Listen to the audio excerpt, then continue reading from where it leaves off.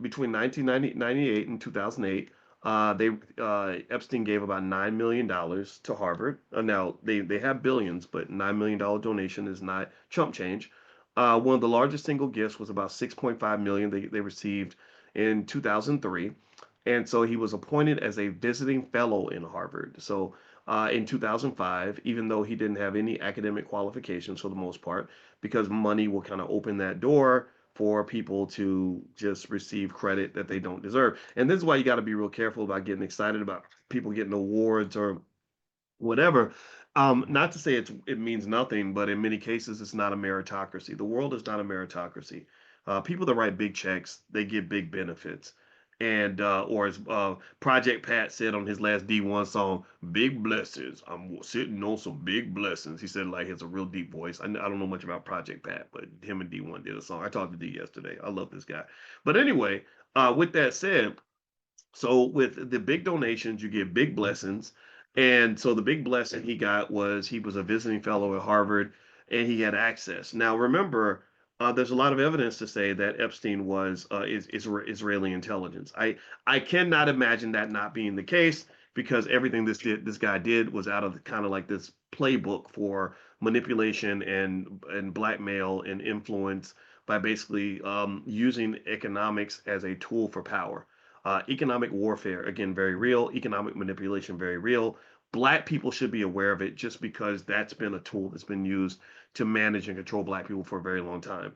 A lot of your most prominent black people, your so-called fake black leaders, are really just Negro managers. Like they're paid money by someone to get black people to line up and do something, whatever it is, buy a product, vote for a certain person, whatever, right? And so anyway, so Epstein, another thing that they said in the email disclosures is that let me see here. There were new email disclosures that showed that Summers and Epstein corresponded about Harvard and linked projects, personal matters, and donor prospects from 2013 to 2019, which means that they maintained their relationship behind closed doors.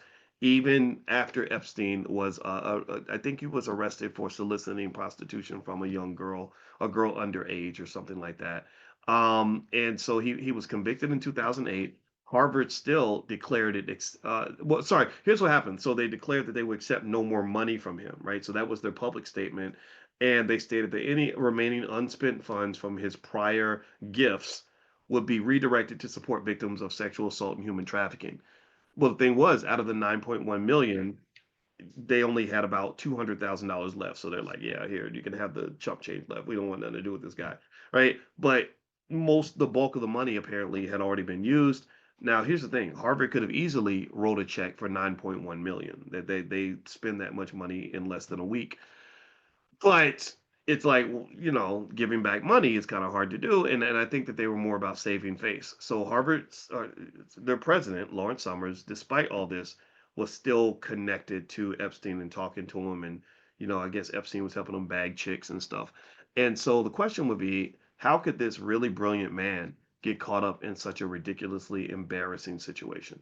Like, what is it, what happened here? This guy, he was he was a candidate for the Nobel Prize. He's one of the smartest people on the planet. I remember reading papers by Summers in grad school. This guy was legendary in the field of economics. So how in the hell did you kicking it with Epstein? Well, there's something in behavioral psychology called reciprocity bias. So one way that I imagine Epstein manipulated Summers, as well as all the other people. I mean, this is the thing. This is what makes the whole Epstein conversation hilarious to me is when they really open up them files, they're gonna find a whole bunch of people in there, mostly men. And it's like Epstein was just a master manipulator and using his money and power to get people into compromising situations. I don't think. I mean, I just feel like, and because here's the thing, they were targeting specific people. They were like, okay, you're powerful.